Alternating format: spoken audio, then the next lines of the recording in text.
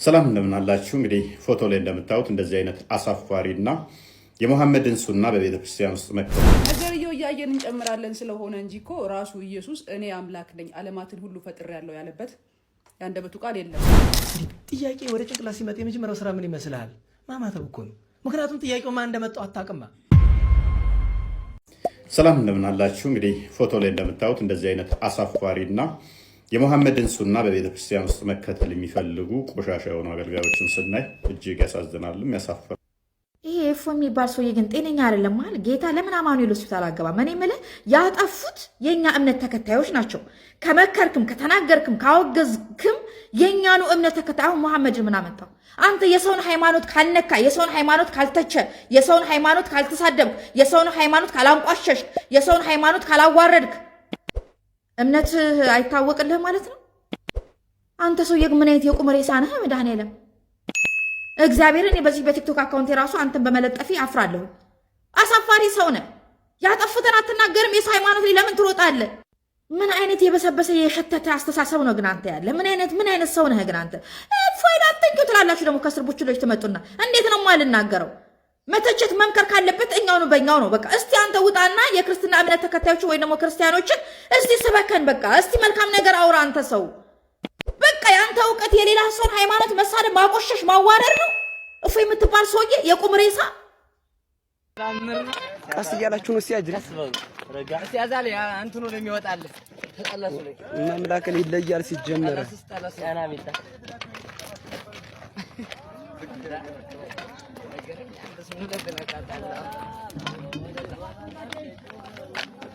አመጣጣችሁ ከባድ ነው። ነገርየው እያየን እንጨምራለን ስለሆነ እንጂ እኮ ራሱ ኢየሱስ እኔ አምላክ ነኝ ዓለማትን ሁሉ ፈጥሬያለሁ ያለበት ያንደበቱ ቃል የለም። ሌላው ደግሞ አምላክ ነኝ ያለበትን ቦታ የለም። እሱን ጥቅስ ስጡኝ ካልኩ ይኸው አመት ሊሞላኝ ነው። ኦልሬዲ ወደ ሶሻል ሚዲያ ከመጣው አመት ሊሞላኝ ነው። አመት ሙሉ እየለመንኩ ያለሁት ነገር ቢኖር ባካችሁ አንድ ጥቅስ ስጡኝ። እሱም ኢየሱስ አምላክ ነኝ ያለበትን ቦታ አላለም። ጳውሎስ የሚባል ሰውዬ መጣና ስሩን በላይ ደባለቀው። አንደኛ ጳውሎስን ዝም ብላችሁ ስታዩት ከኢየሱስ ጋር ለአንድ ደቂቃ በአካል እንደዚህ ፌስ ቱ ፌስ ተገናኝቶ አያውቅም። እግሩ ስር ቁጭ ብሎ አንድም ነገር አልተማረም። ሲቀጥል የእሱ ተከታይ የነበሩ ሰዎችን እያሳደደ ይገል የነበረ ሰውዬ ነው እና ድንገት ተኮርቦ ሙሉ በሙሉ በሚባል ሌቭል የኢየሱስን ትምህርት በራሱ ትምህርት ተክቷል። አሁን ሁላችሁም አይምሮ ውስጥ ያለው ኢየሱስ ጳውሎስ የሰራው እንጂ እውነተኛው ኢየሱስ አይደለም ከመጀመሪያው ማለት ነው። ሲቀጥል ግን አንድም ቦታ፣ አንድም ጥቅስ፣ አንድም አንቀጽ፣ አንድም ምዕራፍ ላይ ራሱ ኢየሱስ በአንደበቱ እኔ ኢየሱስ ዓለምን ፈጠርኩ የሚልበትን ጥቅስ አታመጡ። ኦፍኮርስ ዮሐንስ ብሏል፣ ኢየሱስ ግን አላለም። ጳውሎስ ብሏል፣ ኢየሱስ ግን አላለም። ሌሎች ብለዋል፣ ግን ኢየሱስ አላለም። ያላለውን ወስዳችሁ እያየን እንጨምራለን በጎደለን እንሞላለን ብላችሁ ባልባለበት የምታውሉት እናንተ ናችሁ። ዛስ ዋይ አሁን ስላሴ የሚባለው ትምህርት እየፈራረሰ የመጣው ሰው ማንበብ ስለጀመረ። አምላክ ማለት የሚመለክ ማለት እንደሆነ ሰው አውቋል። እናንተ ራሳችሁን በእግዚአብሔር ስም እያስመለካችሁና እያሰገዳችሁ ጉልበት እያሳማችሁ እጅ እያሳማችሁ ራሳችሁን እያስመለካችሁ መሆኑን ሰው አንደርስታንድ እያደረገ ነው። ፈጣሪ ማለት ራሱን የቻለ ሌላ ማንነትና እግዚአብሔርም ሌላ ማንነት መሆኑን ሰው እየደረሰበት ነው። እያየን እንጨምራለን በጎደለን እንሞላለን። አንድ ጥቅስ ስጡኝ። ኢየሱስ ዓለምን ፈጥሬያለሁ ያለበት የራሱን በራሱ አንደበት እኔ ኢየሱስ ያለበት ቦታ አትሰጡኝም። አምላክ ነኝ ያለበትንም ቦታ ልትሰጡኝ አትችሉም። ግን ምን ትላላችሁ? ክርስትና ዓለም ላይ ብቸኛ ኤቪደንስ ማቅረብ የሚችል ከሞት በኋላ ህይወት እንዳለ እንኳን ማረጋገጥ የሚችል የሚል ድድብና ውስጥ ቁጭ ብላችሁ ሌላውን ሰው ታደድባላችሁ። በዘር እንደሚተላለፍ ድድብና ያወቁት ባይዘው በቅርቡ ነው።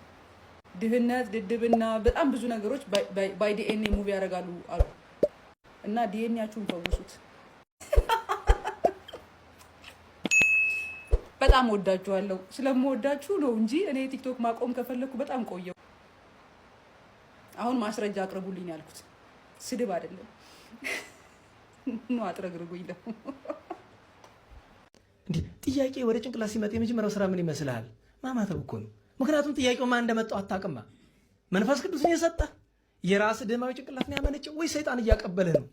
ጥያቄውን የላከው መንፈስ ቅዱስ ይመስላል? አጋንንት እኮ ናቸው። ጥያቄ ባይምሮ ሲመጣ የመጀመሪያ ስራ ማማተብ ነው። በቃ ታገለው፣ አርቀው። አይ መደበኛ የሆነ በቤተ እግዚአብሔር የሚታወቅ ነገር ከሆነ ግን መምህርን ጠይቀው፣ አለቀ በቃ። ይሄ ዲያቆን ምን እያለን ነው? አትጠይቁ። መጀመሪያ ጥያቄ ወደ ጭንቅላታችሁ ሲመጣ አማትቡ። ይህን ነገር ሰይጣን ሊሆን ይችላል የላከው እና በቤተ ክርስቲያን የሚመለስ ከሆነ ችግር የለውም ብትጠይቁ። ግን ቤተ ክርስቲያን መመለስ የማችላቸው ጥያቄዎች ከሆኑ ግን በቃ ሰይጣን ነው የላከውና እንዳትጠይቁ። ባይዘዌ እኔ ግን በቤተ ክርስቲያን የምትማሩትን ሰይጣን በጣም ነው የምወደው። በቃ የእሱ ፋን ነኝ። ሰይጣን መልካም ነው። ሰዎች እንዲያውቁ እንዲማሩ ይፈልጋል ማለት ነው። ጥያቄ ወደ ጭንቅላታቸው ከላከ ሰዎቹ ጎበዝ እንዲሆኑ፣ እንዲማሩ፣ እንዲሰለጥኑ ፈልጓል ማለት ነው። የእውቀት መጀመሪያው እኮ መጠየቅ ነው። ዓለም ላይ የተፈጠሩ ቴክኖሎጂዎች፣ የተፈጠሩ ስልጣኔዎች፣ ዓለም ላይ የመጡት እያንዳንዳቸው የሳይንስም የቴክኖሎጂም ፍልስፍናዎችም ኢቨን ሃይማኖቶች ሳይቀሩ ከመጠየቅ የተመጡ ናቸው። መጠየቅ የእውቀት መጀመሪያ ነው።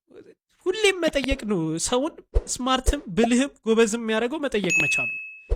ጥያቄውን እኛ መመለስ ስለማንችል አትጠይቁን ምን ማለት ነው? ከኛ በላይ አታስቡ፣ ከኛ በላይ እውቀት አይኖራችሁ ማለት እኮ ነው። እኔ መመለስ ስለማልችል ጥያቄው የሰይጣን ነው። አቤት ሰይጣን ደስ ሲል። በቃ እኔ ለምንድን ነው ሲጀመር እኔ ሃይማኖት ውስጥ የተነገረው ሰይጣን ሀብታም ያደርጋል፣ ፈታ ብላችሁ ተዝናንታችሁ ኢንጆይ እያደረጋችሁ እንድትኖሩ ይፈልጋል።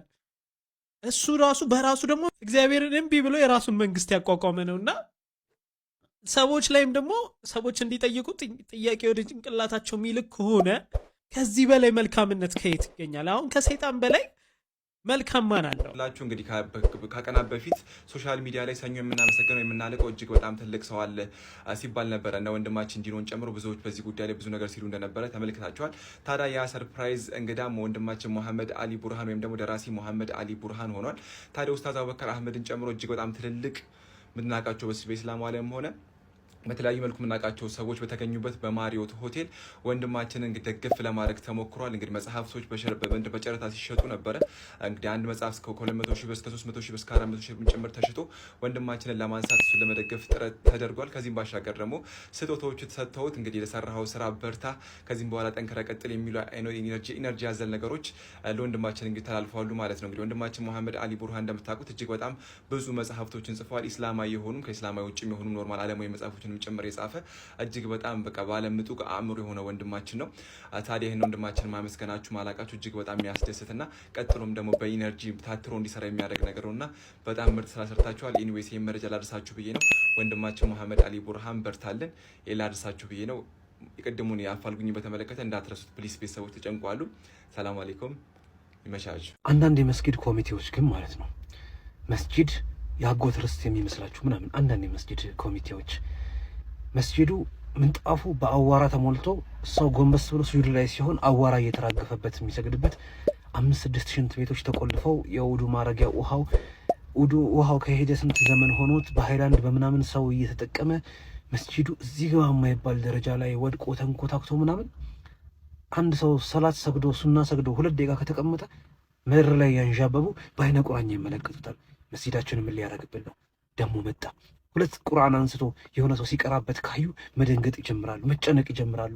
ጸብጸብ ይጋብዛቸዋል ማለት ነው። መስጂድ እኮ ከመስጂድነት ተራ ወጥቷል እኮ። የአላህ ቤትነቱ ተረስቶ ሰዎች የአካባቢ ሰዎች ስለለመዱት ብቻ መጥተው የሚሰግዱበት አይነት ቆርቆሮ የሚያፈስ ብዙ ነገሩ የተበለሻሻ ሆነው ትንሽ ሰዎች ልክ የኡማ ቤት የአላህ ሱብሓነሁ ወተዓላ የጌታቸው ቤት እንደሆነ ረስተውት እንደ ውርስ ንብረት የሆነ ሰው እንዳይሰግድ የሆነ ሰው ጸጉረ ልውጥ ሆኖ የሚታያቸው አይነት ማለት ነው። በዛ ፋንታ ወጣቶችን አስተባብረው የሰፈር ውስጥ ያሉ ባለሱቆች ሊሆኑ ይችላሉ፣ አኽለል ኸይሮች ሊሆኑ ይችላሉ።